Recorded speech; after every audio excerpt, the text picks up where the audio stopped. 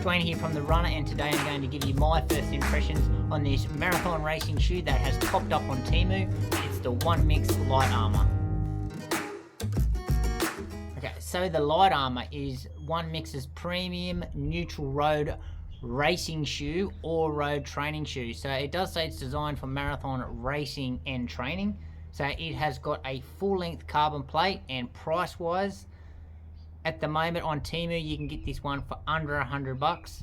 Recommended retail price in Australia $190, or in the US it's $130. Weight-wise, so 8.7 ounces, or about 246 grams in a men's size 8.5. I don't have any stats on the midsole stack height, unfortunately, but the website does say that it is an 8mm drop, and it feels about right.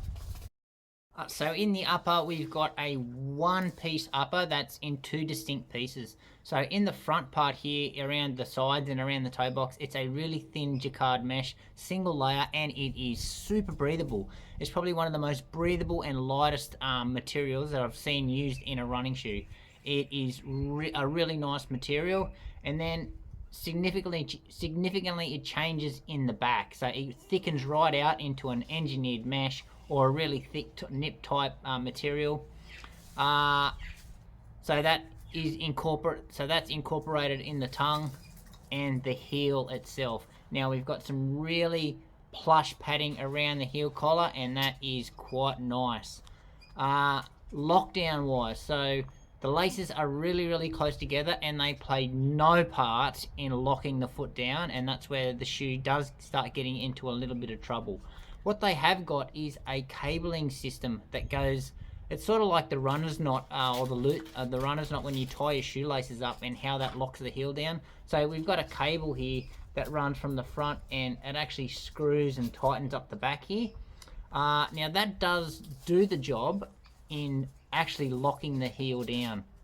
The heel counter it's pretty stiff and stout, and it is quite supportive. Fit wise, it's true to size, and it's actually quite a comfortable shoe just to walk around in.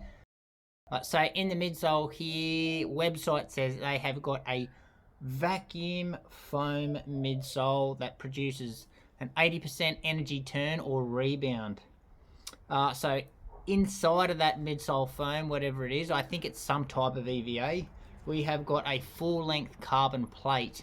And what we have got is a rocker design. So it's built for the marathon. All the nice marathon shoes these days, all the long distance shoes, have all got a nice rocker to keep the legs ticking over. And this one does have a significant, and it's quite a nice rocker geometry. So we've got a pretty interesting outsole here. So they're calling it a melted rubber CPU plastic outsole. We've got all these little star patterns in it, and it's actually quite see-through, and it's quite firm to the touch, but it's done an alright job. It feels really durable. It gives you a bit of a funny sensation when you're running on the road and on the pavement, but no real dramas with the outsole. So a few things that I'm liking about this shoe so far, and that is the breathability in the upper and through the toe box. So I mentioned it before, I haven't actually felt an upper that is this light and that breathable. However, that also falls into a negative a little bit later on. What I also love is the rocker geometry. So I feel like the rocker is in the right spot and the geometry is nice. And lastly, I really like this plush padding around the heel counter. So that really adds to the comfort of this shoe. But what I'm still working out about this shoe is the midsole, so the midsole foam itself. So I'm confused by the sensation or the ride that I'm trying to get out of it.